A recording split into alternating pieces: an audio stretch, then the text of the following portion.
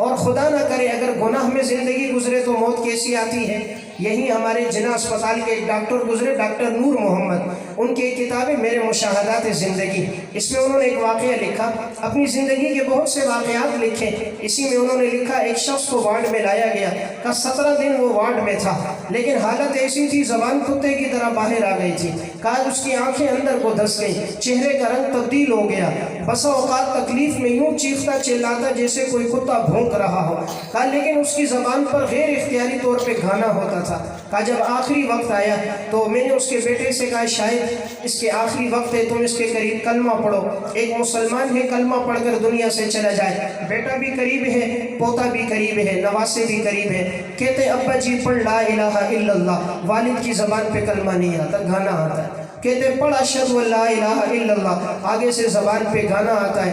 Doctor نور محمد کہتے میں نے دیکھا وہ گانا گاتے گاتے مر گیا۔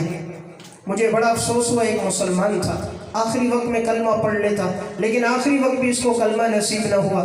کہا میں اس کے بڑے بیٹے سے پوچھوں گا بات کیا ہے، ایک بات دل کی تختی پہ لکھ لیں۔ اللہ قرآن میں فرما رہا ہے ان اللہ لا یظلم الناس شیئا ولکن الناس انفسهم یظلمون، میرے بندوں میں تم پہ ذرہ برابر ظلم نہیں کرتا، تم گناہ کر کر کے اپنے اوپر خود ظلم کرتے ہو۔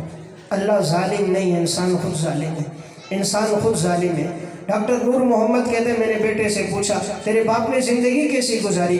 اس بیٹے نے کہا ڈاکٹر صاحب بات یہ ہے صبح ہوتی تھی میرا والد گھر میں گانے لگا لیتا تھا، گھر میں بھی گانا ہوتا تھا، اس کی گاڑی میں بھی گانا ہوتا تھا، دکان میں بھی گانا ہوتا تھا۔ ہم نے کبھی اپنے والد کو نماز پڑھتے ہوئے نہیں دیکھا، ہم منع کرتے تو والد ہمیں غصہ کرتا، ساری زندگی گانا گانے میں، گانا سننے میں گزر گئی، موت کے وقت بھی زبان پہ گانا تھا۔